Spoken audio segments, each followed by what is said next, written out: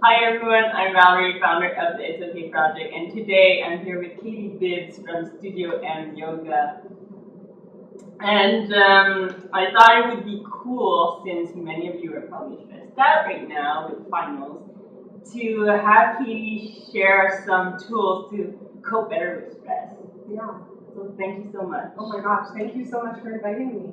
I think it's a great idea, and I'm actually going to be here today for you for 3 main strategies to decrease your stress during exam time in general. So we'll do one simple breath technique. We'll do a little flow that you can use whenever you want, and then we'll do a simple posture as well on the chair and on the floor to help you mellow out.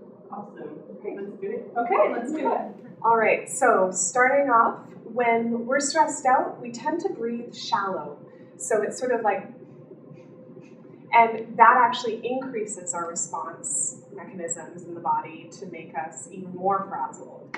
So control of the breath is a really, really great tool to help you deal with the stress of school and life in general. So a really, really simple mindfulness breathing technique is simply in and out on an inhale that's a little bit longer than normal and an exhale that's a little bit more controlled than normal. So an inhale would go like this. And an exhale, you've seen that before. It's a really nice opening and releasing of the breath. And if you're having trouble because your mind's running a million miles a minute, sit or walk or drive, whatever you're doing in the middle of the exam, use this technique and it'll really help you calm down the autonomic nervous response. At least that's what I learned in grade 11 biology. So that's number 1. In and out, really slowly with control. And if you need to, you can count 1, 2, or you can say my favorite mantra in the whole world, let go. Inhale, let, exhale, go.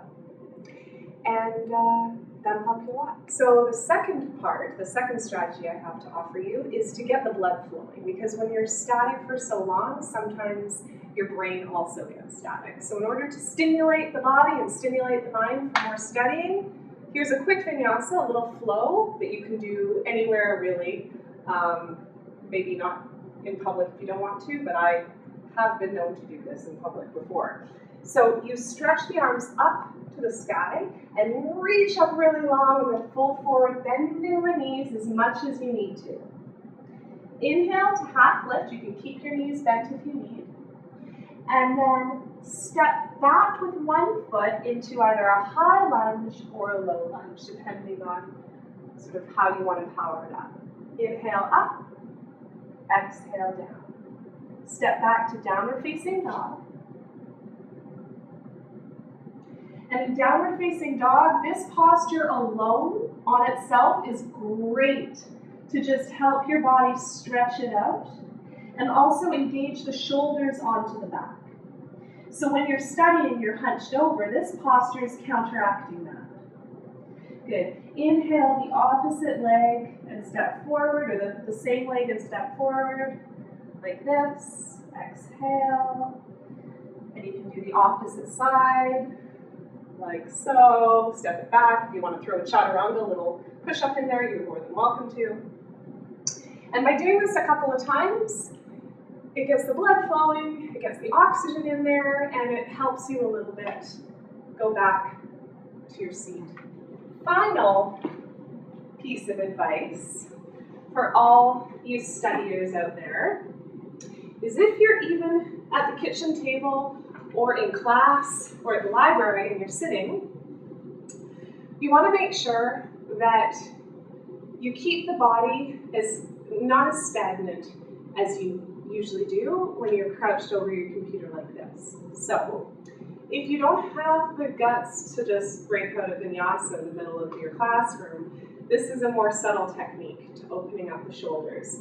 So you just roll the shoulders onto the back, clasp the hands behind you like that, and you can just open up a little bit through the clavicle, so that the shoulders and through the front of the chest, and then release. And for a nice twist, you can take the outside edge of the leg, or the thigh, or the knee, and just take a gentle twist like this, okay, to either side. And if you want to get into the glutes, you do a little bit of a glute stretch by crossing the ankle over the thigh. And if you're really tight, this might work.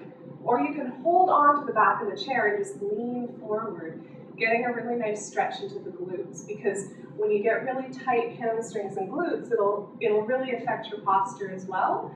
And it'll cause sometimes headaches or backaches and that kind of thing. So that's a really nice way to stretch on the chair. And at Valerie's request, I have one final posture for you. And this is not to be done necessarily at school, but at home. You can use a towel to support yourself if you're on a wooden floor. But if you have a carpeted floor at home, then you don't really need any cushion. So it's just to support the lower back. This in Sanskrit is called Viparita Karani. It's legs up the wall. This is great for blood pressure, so it lowers it. It's great for before bed if you need to just decompress.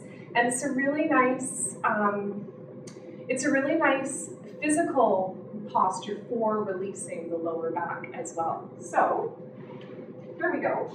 And if you get sometimes like a little bit tingly in the legs, this is a nice way to release the legs as well and let yourself come into a nice comfortable position before bed even. So this is Viparita Karani. You scooch up right next to the wall and then you just flip open up the wall.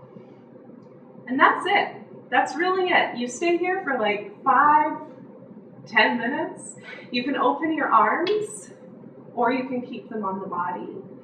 And while you're in Viparita Karani, while you're up the wall, you work on the breath. So you do inhale, exhale, really nice and slow, really nice and controlled. So that's it. Those are my quick and dirty techniques to managing your stress at exam time and throughout your life as well.